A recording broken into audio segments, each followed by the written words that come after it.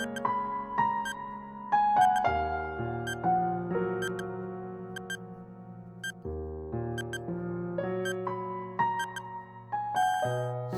selamat pagi. Jumpa kembali dalam renungan harian GMI Ebenezer. Setiap orang yang percaya kepada Kristus akan mengalami anugerah keselamatan. Sesudah menerima anugerah keselamatan, maka orang yang percaya kepada Kristus akan mengalami perubahan dalam hidup. Dan perubahan itu sedikit demi sedikit. Setiap hari ada perubahan. Hidup menjadi lebih baik. Hidup menjadi lebih indah. Kita berdoa.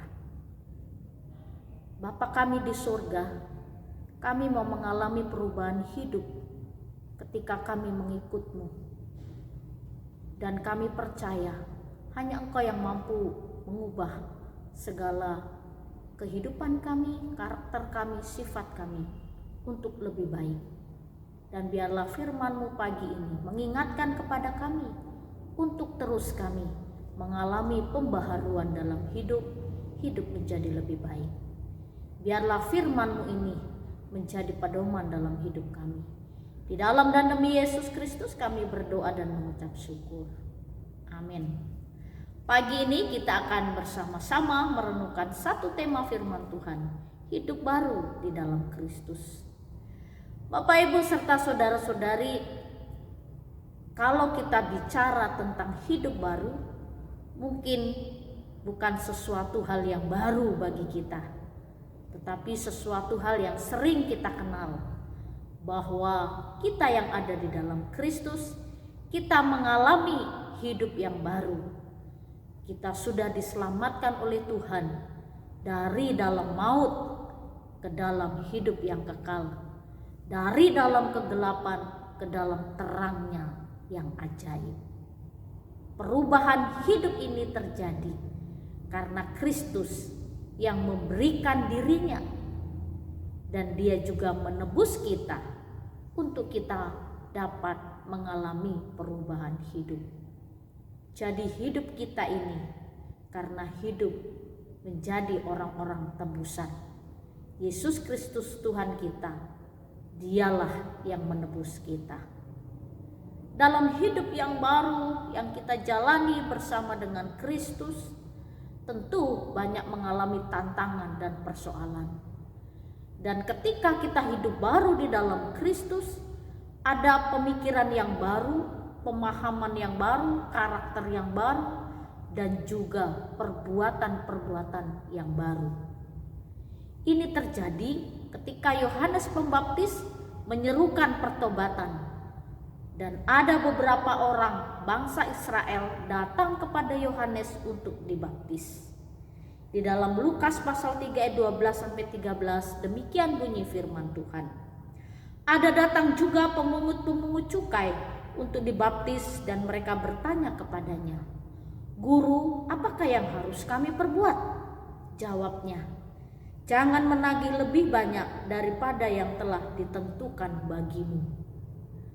Ketika orang-orang Israel mendengar seruan pertobatan yang disampaikan oleh Yohanes Pembaptis, lalu mereka katakan, "Apa yang harus kami perbuat? Apa yang kami harus ubah? Apa yang harus kami lakukan untuk kami hidup baru di dalam Allah, di dalam Yesus Kristus?" Ada pemungut cukai, mereka ingin mengalami pembaharuan dan perubahan hidup. Dengan tegas Yohanes menjelaskan, "Jangan menagih lebih banyak daripada yang telah ditentukan bagimu." Jangan menagih lebih banyak, jangan memeras rakyat. Dan zaman itu korupsi sudah ada.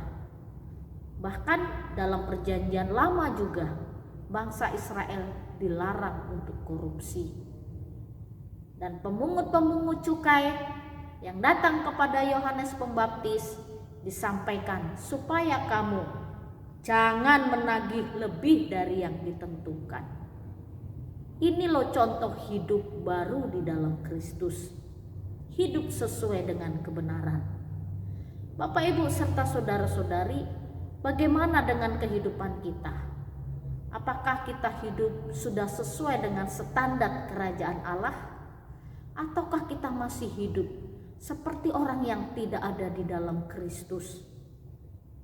Mereka yang tidak percaya Kristus, mereka hidup secara sembarangan. Tapi kita yang ada di dalam Kristus harus memiliki hidup yang lebih baik. Karena Yesus Kristus sudah mengajarkan tentang kebenaran bagi kita. Bagi orang lain berbohong, mencuri, korupsi, mereka tahu itu dosa, tapi tidak bisa menghindarinya. Lalu bagi kita, kalau tahu itu dosa, tinggalkan. Lalu kita melakukan hal-hal yang lebih baik. Berkata jujur, melakukan hal-hal yang baik dan yang benar. Kita perjuangkan hidup baru di dalam Kristus, supaya damai sejahtera Allah tetap tinggal di dalam hati dan pikiran kita. Kita berdoa. Kasih-Mu besar atas kami. Kiranya lewat kasih-Mu, Engkau memampukan kami untuk tetap hidup baru. Ubah hati dan pikiran kami seturut dengan kehendak-Mu. Di dalam dan demi Yesus Kristus kami berdoa dan mengucap syukur. Amin. Selamat pagi, Tuhan Yesus memberkati.